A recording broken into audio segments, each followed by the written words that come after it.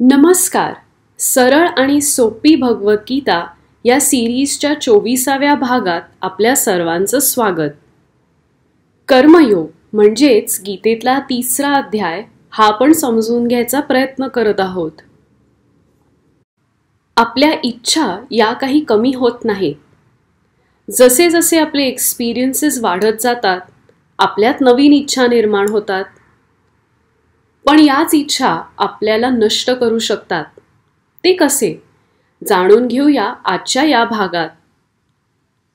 इंद्रियाणि पराण्याहुर इंद्रियेभ्यः परं मनः मनस्सस्तु परा बुद्धिर यो बुद्धेः परसस्तु सः.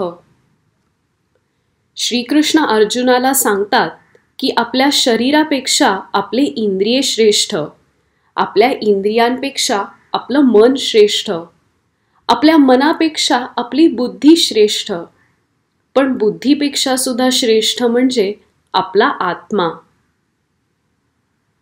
मागच्या भागात आपण स्वधर्म याविषयी बोललो. श्रीकृष्ण अर्जुनाला सांगतात की तू तुझे कर्तव्य कर, मग ते अपरिपूर्ण असले तरी हरकत नाही, पण दुसऱ्यांचे धर्म मात्र करायला जाऊ नकोस, ते चुकीचे ठरेल. मनात कुठल्याही बाबतीत इच्छा निर्माण झाली की गोंधळल्यासारखं होतं. शाळेत असताना वाटतं की चांगले गुण मिळावे, आपण मोठे झालो की मग वेगळ्या इच्छा निर्माण होतात.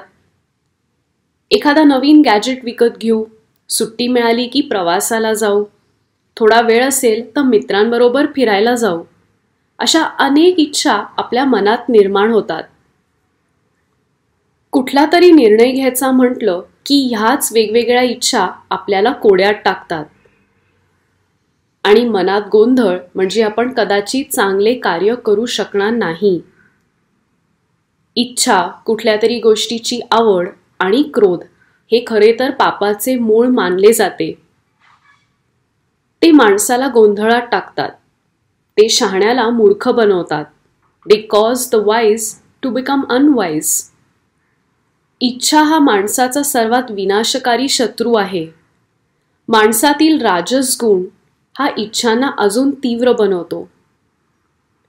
एखादी इच्छा पूर्ण झाली नाही तर त्याचे क्रोधात रूपांतरित होते.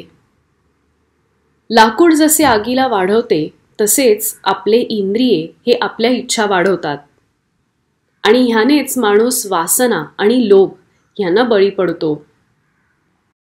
आपल्या इच्छा आपल्या इंद्रिये, मन आणि बुद्धी या तिघांना आपल्या ताब्यात घेतात. एखाद्या ढगाळ दिवशी जसा सूर्य दिसत नाही, अगदी तसेच आपल्या अवतीभोवती असलेली माया आपल्याला आत्मबोधम किंवा स्पिरिच्युअल कॉन्शियसनेस पासून दूर ठेवते.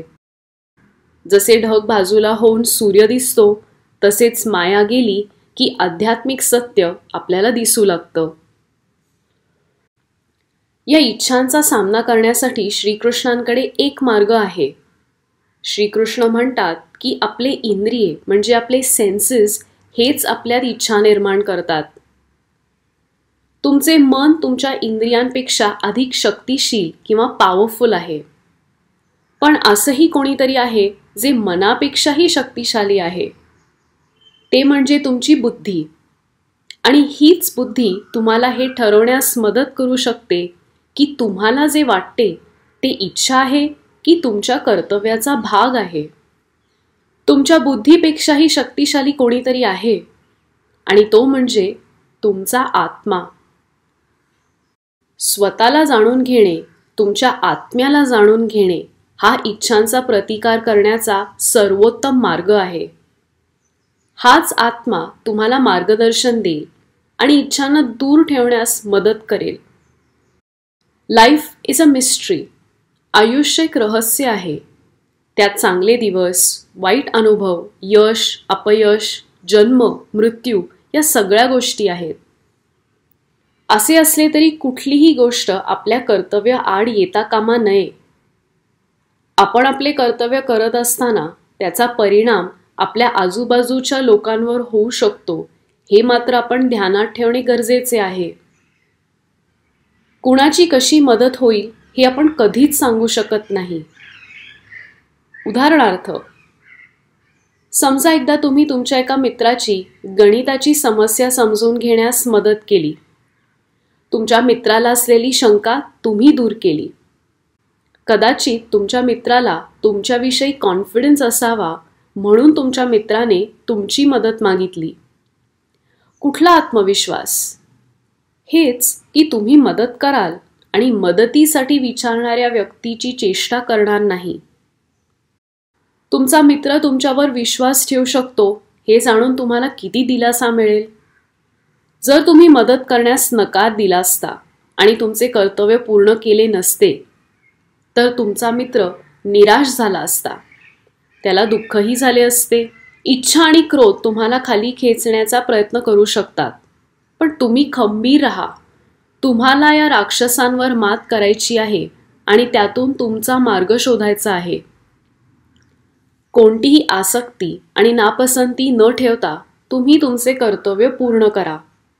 तर असा हा भगवद्गीतेतील 3रा अध्याय, ज्यात आपण आपल्या कर्तव्याविषयी तर बोललोच, पण अजून खूप काही गोष्टींबद्दल जाणून घेतले. यज्ञ किंवा सॅक्रिफाईस हा एक महत्त्वाचा विषय होता. इच्छा, आपल्या भावना आणि त्यांना कसे ताब्यात ठेवायचे हे देखील जाणून घेतले. स्वधर्म या महत्त्वाच्या मुद्द्यावर सुद्धा आपण बोललो. कसे कर्तव्य पार पाडायचे हे आपल्या हातात आहे. भावनांवरचे नियंत्रण सुद्धा आपल्याच हातात आहे. कर्म हे देखील आपणच ठरवतो.